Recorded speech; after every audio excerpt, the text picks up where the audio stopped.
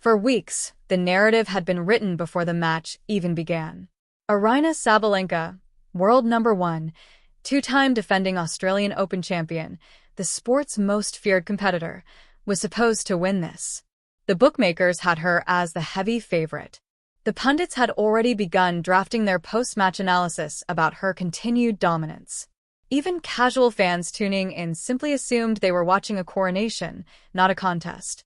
Nobody, it seemed, had left any room in the story for Eala. But sport has a way of humbling those who write its endings too early. What unfolded on that court was not the script anyone had prepared for. It was something raw, something more electric. A 19-year-old from the Philippines stepping into the biggest moment of her young career and refusing, completely and absolutely, to be overwhelmed by it. While the world had been busy underestimating her, Eala had been quietly, furiously preparing. She had been studying every angle, processing every loss, channeling every doubt thrown her way into something sharp and purposeful. And when the moment finally arrived, she was ready in a way that nobody on the outside had anticipated. This was not a lucky upset. This was not Sabalenka having an off night and Eala capitalizing on it. What the cameras captured, in those breathtaking, almost disbelieving rallies, was a young woman playing with a clarity and a controlled aggression that belonged to someone who had decided, long before the first serve, that she was not here to compete. She was here to win. Tonight, we are going deep into that match. We are breaking down the turning points, the tactical decisions that shifted momentum, the shots that had commentators reaching for words they hadn't used before, and the emotional journey of a player who carried not just her own ambition onto that court, but the hopes of an entire nation watching from thousands of miles away. We are looking at what Eala did, how she did it, and why this night, regardless of what comes next, will be remembered as the moment the tennis world was forced to make room for a new name. Welcome back, everyone. If you've been following this channel for any length of time, you already know that we don't cover matches just for the highlights. We cover them for the moments that actually matter. The ones that shift the energy inside an arena, that silence a crowd, that make even the most seasoned tennis analysts put down their notes and just watch. And I promise you, genuinely promise you, that what we are getting into today is exactly that kind of match. Because what happened between Eala and Aryna Sabalenka was not your typical Grand Slam story. It wasn't clean, it wasn't comfortable, and it certainly wasn't predictable. It was a war played out in real time, point by point, game by game, between one of the most dominant forces women's tennis has ever produced and a 19-year-old who had apparently not been informed that she was supposed to be intimidated. We're going to walk through this match the way it deserves to be walked through. Not just the big swings and the winners that ended up on everyone's social media feed, but the exchanges that happened before those moments, the positioning, the patterns, the subtle tactical adjustments that told the real story of how this match was won and lost. We're talking about baseline rallies that had both players digging so deep you could feel it through the screen. We're talking about serve sequences that defied what most people thought Eala was capable of at this stage of her career. We're talking about pressure situations where the mental side of the game became just as visible as the physical. So, if you're ready to see this match the way it was truly played, every layer of it, every turning point, every extraordinary second, then let's get into it, because there's a lot to cover and all of it is worth your time. Let's paint the picture of what this environment actually looked like before a single ball was struck. The stadium was alive in a way that's genuinely difficult to put into words. That specific kind of electric tension that only exists when the crowd knows, or thinks they know, that they're about to witness something significant. Most of them were there expecting to watch Aryna Sabalenka do what Aryna Sabalenka does, impose her will, dictate the terms, and dismantle whoever was standing across the net from her.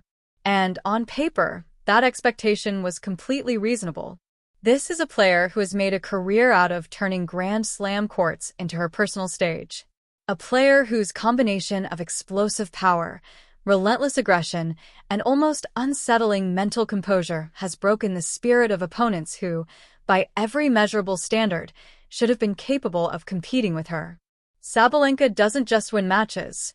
She makes you feel like the outcome was never really in question. So yes, the crowd was buzzing. But for most people inside that arena, this felt like a formality. Another routine entry in the Sabalenka column. What they hadn't accounted for was the person on the other side of the net. Eala walked onto that court carrying something that doesn't show up in any scouting report. She had a plan, not a hopeful plan, not a survive-and-see plan, but a deliberate, meticulously constructed strategy built around exploiting the specific vulnerabilities in Sabalenka's game that most opponents either fail to identify or lack the tools to target. Eala had done her homework in a way that went beyond preparation and into something closer to obsession. And then there was the other dimension to this, the personal one. Because this wasn't a first encounter between these two players. There was history here. There was a previous match sitting in the back of Eala's memory, a result she had carried with her, trained with, been fueled by. When people use the word revenge in sports, it can sometimes feel like an overstatement. It doesn't here.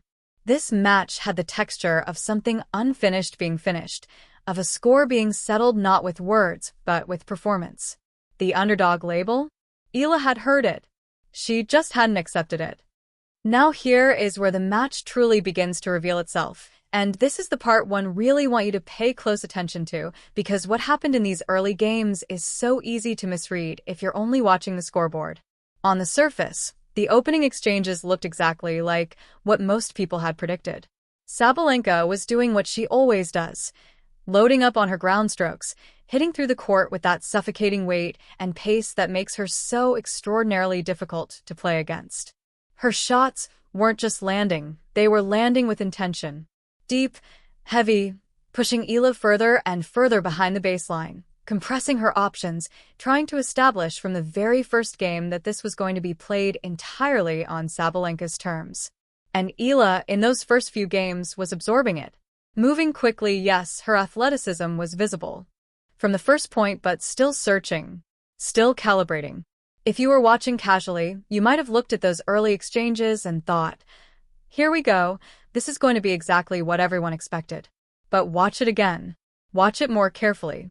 Because something was already happening underneath the surface. Eala's footwork, and this is something our breakdown clips are going to make very clear, was shifting almost imperceptibly from defensive to something more loaded, more ready. Her split-step timing was adjusting to Sabalenka's pace rather than being overwhelmed by it. Her return position began to creep forward by just a fraction, then a fraction more. Small things.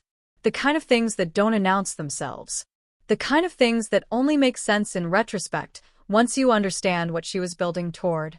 And then her return started to change. They stopped being about simply getting the ball back and started being about placement. Angles began to appear in her shot selection that weren't there in the opening games. She was no longer just defending.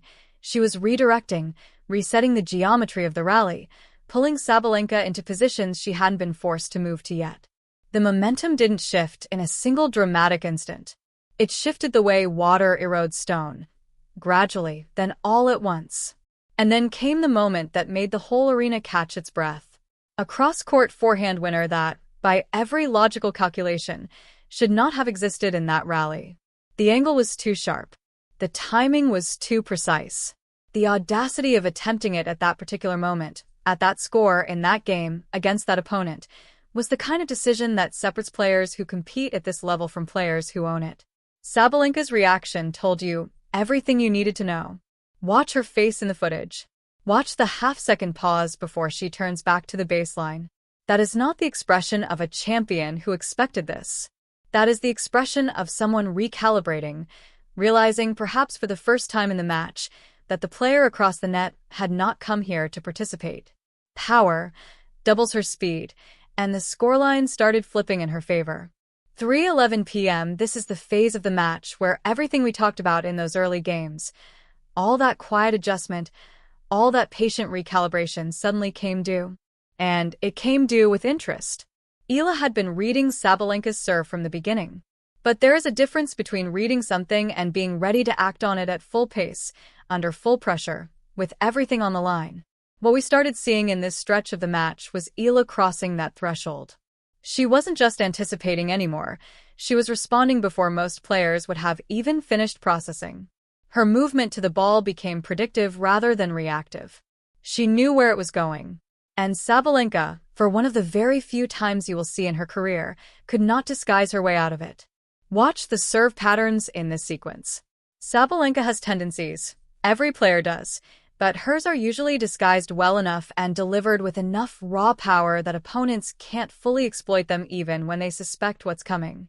Eala removed that safety net entirely. She had done the analytical work, she had internalized the patterns, and now she was cashing in on every single one of them. Wide serve to the deuce court, Eala was already moving.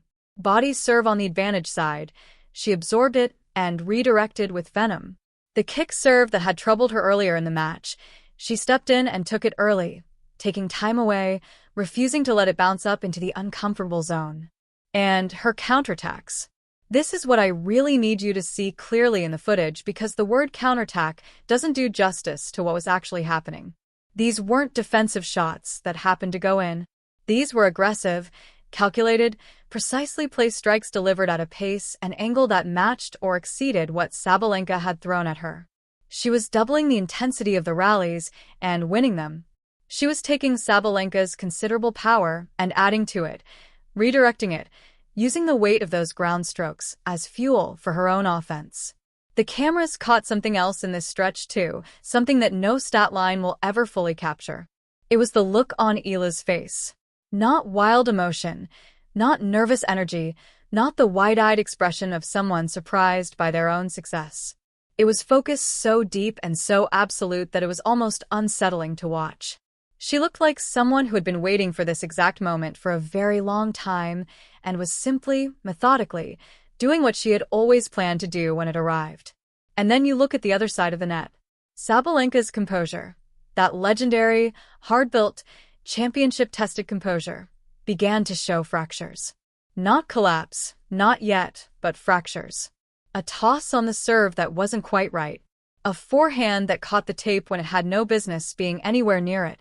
A moment between points where the body language, just briefly, just for a second, said something that the scoreboard was only beginning to confirm. The stadium felt it before most people could articulate what they were feeling. That buzzing crowd energy from the opening games gave way to something quieter, more uncertain.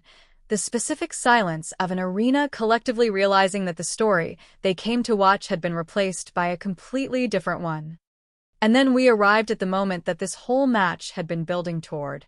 The moment that, if you were there, you will probably never fully stop thinking about. The crowd had gone from electric to something beyond that, something almost unbearable in its tension. You could feel the weight of what was happening pressing down on every person inside that stadium. Nobody was moving. Nobody was checking their phone or whispering to the person next to them. Every single set of eyes was locked on that court, because somewhere in the collective consciousness of everyone watching, there was the dawning, almost disbelieving recognition that they were witnessing something that would outlive the match itself.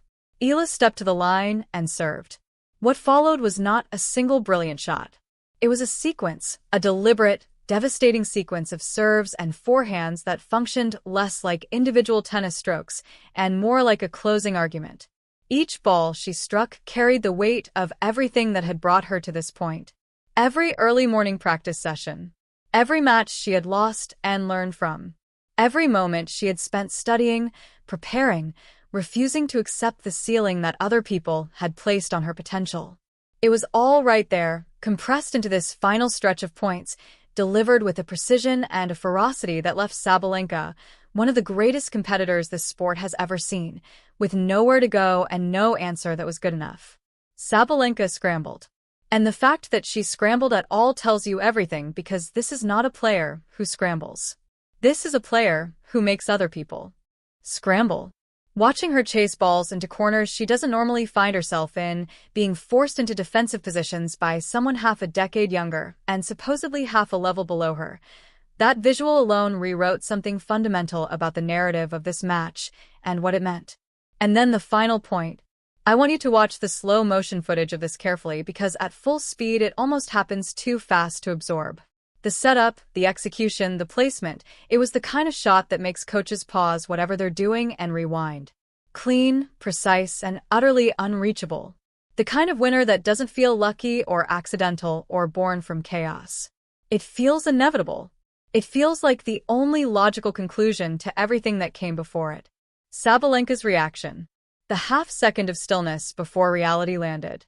That expression, and I think anyone who has watched enough tennis will recognize it, was not simply the face of someone who lost a match. It was the face of someone who had just been made to understand, in the clearest possible terms, that the balance of power in this rivalry had shifted in a way that could not be dismissed or explained away. And Eala. Watch Eala in that moment. The way the emotion surfaces, not instantly, but in waves, like her body was catching up to something her mind had already been prepared for. This was not surprise. This was release. This was the arrival of something she had worked for, planned for, stayed up late thinking about, and woken up early to chase. The triumph on her face was not the triumph of someone who got lucky on a big stage. It was the triumph of someone whose belief in themselves had just been validated by the biggest possible result. The crowd came apart completely.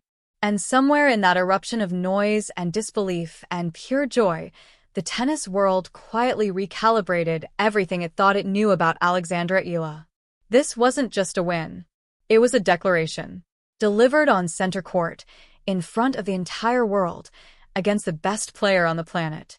Revenge served cold, yes, but more than that, a statement about what is coming next. Because if this match told us anything, it told us that we have only just begun to see what this young woman is capable of.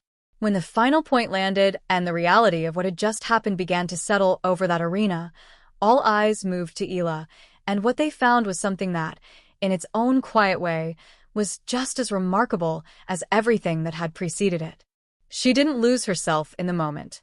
Not in the way you might expect from a 19-year-old who had just pulled off one of the most stunning results in recent WTA memory. The composure that had defined her performance for the entire match, that deep, almost eerie steadiness, it didn't disappear when the last ball landed. It stayed.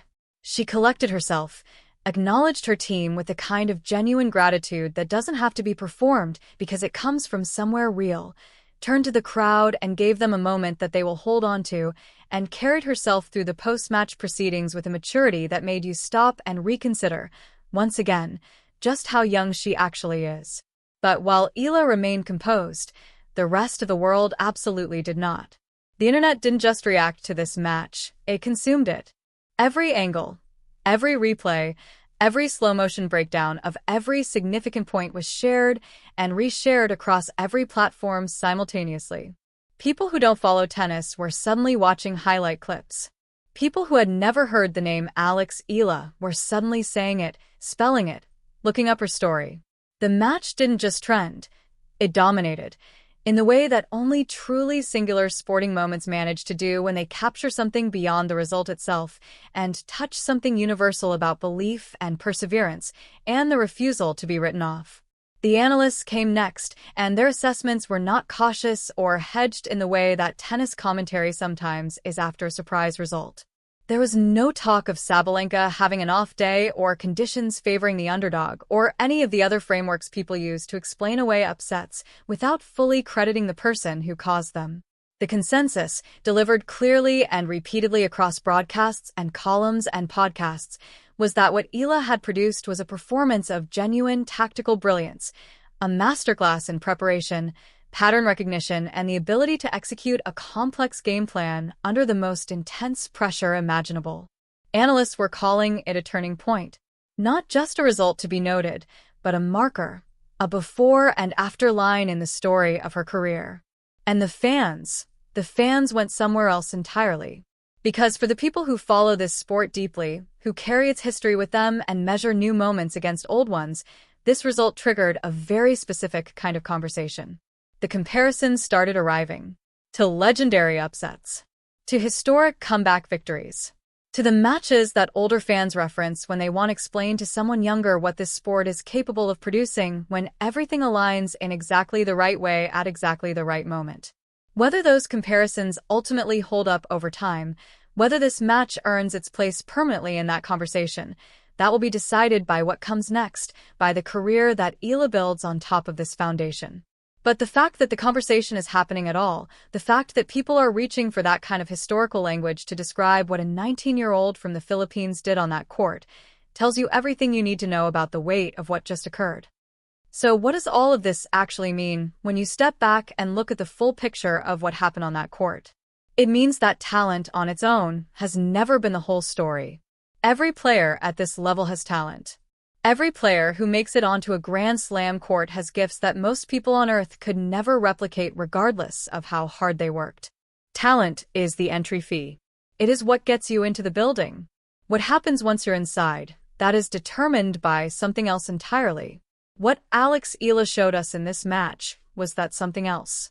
The preparation that goes so deep it becomes instinct. The focus that doesn't waver when the moment gets heavy and the crowd gets loud and the opponent across the net is one of the most decorated players in the world. The mental toughness that allows you to absorb early pressure, stay connected to your plan, and trust, genuinely trust, without flinching, that what you have prepared is enough. These are not qualities that show up on a ranking system or a statistic sheet, but they show up on the scoreboard, eventually, in the only way that matters. And then there is the other element, the one that gave this match its particular texture and emotional weight. The personal dimension. The history. The sense that Eala had been carrying something into this match that went beyond normal competitive motivation. If this match taught us anything about that, it taught us that when you channel that kind of energy correctly, when you convert it into preparation rather than pressure, into fuel rather than burden, it becomes one of the most powerful forces in sport. Revenge, when it is earned rather than simply desired, when it is built brick by brick through work and sacrifice and honest self-assessment, stops being revenge and becomes something closer to mastery. That is what we witnessed. Mastery in progress. A young woman stepping into her own, on the biggest stage available to her and proving to the world, to her opponents, and perhaps most importantly to herself, that she belongs not just in the conversation but at the very top of it. This match will be studied. It will be referenced. And if the career that follows lives up to the promise of what we saw here, and every indication suggests it will, then people will look back on this result as the moment it all became undeniable. Thank you so much for watching this breakdown all the way through.